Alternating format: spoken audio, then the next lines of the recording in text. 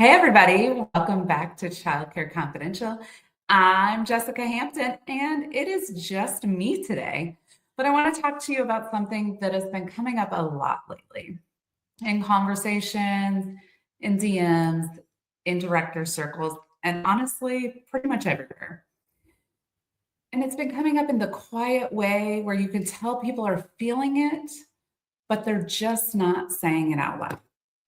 Which is where we come in, where we talk about real talk and what's really happening in the field. So today we're going to talk about inclusion. And let me be clear from the beginning, this is not a conversation about anti-inclusion. This is about the truth and what's actually happening conversation. Those two things are not the same. Inclusion matters. Children deserve to be in environments where they feel safe, included, where they belong, and where they're supported, where they're not excluded. We all agree on that. I think we're all on the same page. At least most providers I know, they're not pushing back about inclusion. They're saying yes over and over. But here's where that part gets harder and harder to carry. That yes, that all of these owners and directors are saying is happening without the support that we need, the support that should come with inclusion. Think about it. This is where the system starts to break down. We're for inclusion. We want to invite all of the children in and take care of them and teach them and educate them and make sure they're loved and included. That's what we do as early childhood educators. But the system is breaking down. So let's break it down for a second. The intention behind the inclusion policies are good. They're amazing. Their goal is to keep children in natural environments, to keep them developmentally alongside their peers, and to avoid unnecessary exclusion. All of that matters. We all agree. But there's something happening inside programs right now. There's no additional staff. There's limited access to specialists. Early intervention can take months to get through. And honestly, we all know that the training for inclusion is minimal in most centers or schools or in homes, whatever kind of type of setting you're in. We know that the training is minimal that supports children in these areas and supports the teachers. So we have classrooms running on max ratio, right? And we've created this gap between what we want to see happen and what's expected and what's actually possible. When we first started our schools, we had maybe one kiddo that went to the developmental preschool. That's easy to manage. You give teachers support, you have the director as backup. It's when we've all been through it, through COVID, through everything that has happened. We see more and more children that need developmental preschool in these types of settings. However, we're putting them into childcare where they're not getting the support that they need, right? Let's paint a picture real quick. You've got one teacher to 5 toddlers, right? One teacher, 5 toddlers. One child needs almost constant one-on-one support, and there's no extra help because who has the funding right now to have a ton of extra staff in their buildings? We just don't. Everything is stretched thin in childcare right now. So there's not a lot of extra help. So we have this one teacher with 5 toddlers and a child that needs one-on-one, really. So now that teacher is managing the safety of all the children in the classroom, supporting behaviors, trying to make sure they are in ratio and doing everything that they can. Obviously, ratio is a big deal. Do not go out of ratio. There's my little plug. Then they're documenting everything because we expect that now. We expect the app and all of the updates, and parents expect it like right now. So we're doing all of that too, and communicating with all of the families. All of that at the same time. And by the end of the day, how does that teacher feel? The teacher feels inadequate. They feel like they didn't do enough. The other kids didn't get enough. And the child who needed the support the most, she didn't truly get to give them what they needed either. That's the part that's hard to say out loud. Without support, no one is actually being served well. So it's great. Inclusion's great. And it's great that states do not want you to expel children. I completely understand. However, there's a breakdown in the system, like there often is in this field. It seems like we've all been there. So what do? Let's talk about the emotional reality. And this is where I want to sit for just a second, because this isn't a staffing issue. It's emotional. Providers are walking around and carrying the guilt, the stress, the second guessing, the fear of licensing, the fear of parent complaints. And at the same time, they care deeply about these kids, because we all know if we're not in this field, to make a ton of money, we're in this field because we feel called to it. We feel like this is what we're supposed to be doing. We care deeply for each of the children in our schools. So when something isn't working, it doesn't really feel like a system issue. It feels personal, right? We take things deeply when we care deeply, and it feels personal. I know I've been in that position where I'm like, I should be able to handle this. I should be fine. And sometimes that's just not true. The hard truth.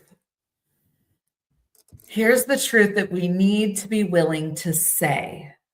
Inclusion without support, that's not inclusion at all. And honestly, it's something that we have said as a school to our licensing people. They expect us in Indiana not to expel children. And I understand. But when we don't have the support that we need from licensing and other agencies, you're putting us in this impossible situation. The expectations don't meet the reality. Inclusion needs support. It's expectation right now without infrastructure. It's asking programs to stretch teachers' abilities, whole program abilities beyond what is actually sustainable. And then quietly blaming the program when it doesn't work. Who does that serve? It doesn't serve the program. It doesn't serve licensing. It doesn't serve the child. It doesn't serve the teacher. And it doesn't serve the rest of the classroom. Think about it. Have you been in the classroom with inclusive children that you're trying to help, but also dealing with parents that might not understand the biting issue or what is going on? And you can't tell them what's going on because that's confidentiality. Ugh. All right, we got to find this important balance, right? And let me just say this carefully, because this matters. Children with higher needs deserve quality care. They deserve access. They deserve to be included. That is not the question here. The question is, why are we placing that responsibility almost entirely on childcare providers without giving them all that they need to do it well? When you first start a team member at your school, do you just throw them in a classroom on the first day, or you try to make sure that you're supporting them and setting them up for success? Are we doing that same thing when we have inclusive children in our classrooms? Are we giving teachers the support that they need? How does that support come about? Lots to think about. What would real support even look like? Do we even know? So let's talk about that. What would it mean to actually have this work well? Not perfect, but better, because nothing's perfect. We all have some give and take, right? We're talking about things like access to early childhood mental health consultants, maybe. Or maybe we could figure out a way to get quicker early intervention from the public school system. We need real ongoing training, not the 1 hour modules that you set somebody in front of a computer and they click the space bar over and over until they can take the 5 question test and pass it without even thinking. And that is not the training we need. We need real ongoing training. We need flexible staffing and actual partnerships between the system that your state has created and the providers that are actually doing it. It's great to put all these ideas out there as far as state licensing ideas and things like that and how things should be done. But come back to me when you're in the classroom and let's see how we think differently then. And honestly, even just being able to say, we need help. We need help in early childhood without fear of judgment or consequences. That's a big deal.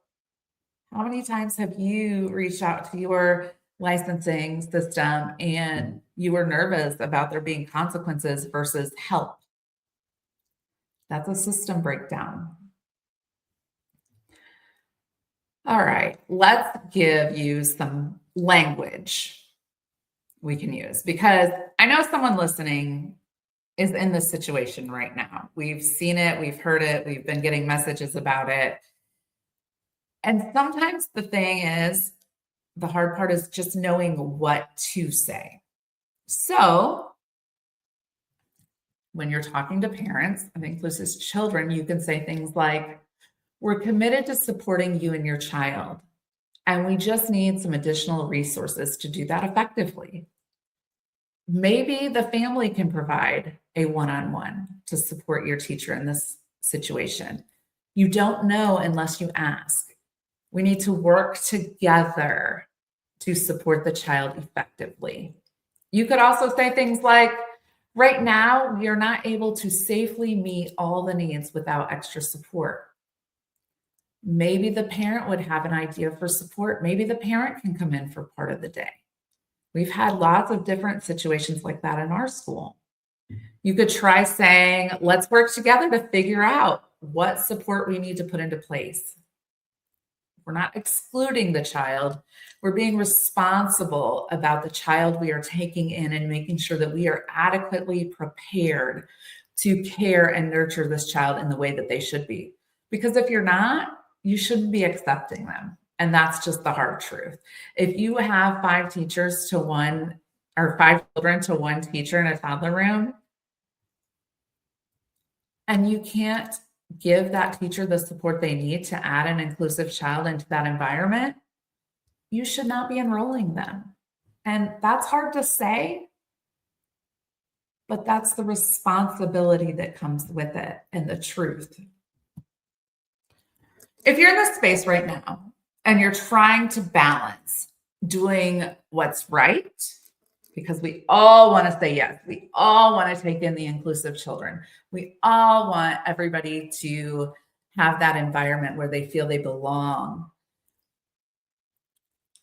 But you got to remember, you've got to balance trying to do what's right with what is actually possible in your environment. It's different for everybody. You could be an at-home provider with 10 kids by yourself. I don't know. But I can imagine having an inclusive child in that environment that may have some behaviors. It's going to be really hard to handle when you have 9 other children in that classroom. And so you really need to think and evaluate the support that you have and the training that you've taken. We see you though. You're not alone. We see you. You are not failing if you feel like, maybe you didn't get to sit with that child enough today. Maybe you didn't get to focus on the other children enough today. You're not failing. We see you. You're navigating a system that is asking a whole lot of you right now, and it's giving very little back to you. We can believe in inclusion, absolutely, and we can advocate for the support that inclusion actually requires. Both things can be true at the same time, right? Personally, we've had a lot of kiddos through our schools that have needed inclusion and have needed developmental preschool, and we've been able to give parents the right resources. Sometimes it's a great fit for us in our school, and sometimes we've accepted a child in and it may not be the great fit that we were hoping. And it's okay to go to those parents and say, okay, now we need to have a plan. Make sure you're getting involved. You're getting, the IFSP, the Individual Family Service Plan, or the IEP, the Individual Education Plan. And you, as that child's provider, are getting those resources too from the parents and from the school system, and you're reading through it, and we're all working together. That's what's really going to support inclusion. All of us doing it together. So I'm going to leave you with this, and I'd love to hear about it in the comments. So please comment, like, and share, just as always. But how is inclusion showing up in your program right now? Are you having a lot more kiddos that are coming through the doors that need more of the inclusive environment? I know in Indiana we have been, and it's made it a challenge. What are you doing to help with that challenge? How are you supporting your teachers? So many questions. And I cannot wait to hear from you and hear exactly what you guys are, because part of what works with what we do with Childcare Confidential is communicating and bringing providers together to come up with ideas together. We're all in this together. There's enough kiddos to go around. So how is inclusion showing up in your program right now? And what support would need to exist in your program for it to truly work? Not just be on paper, but what about in real life? What about in the real classrooms? I would love to hear from you, and I hope to talk soon. See you later. Have a great week, everybody. Bye.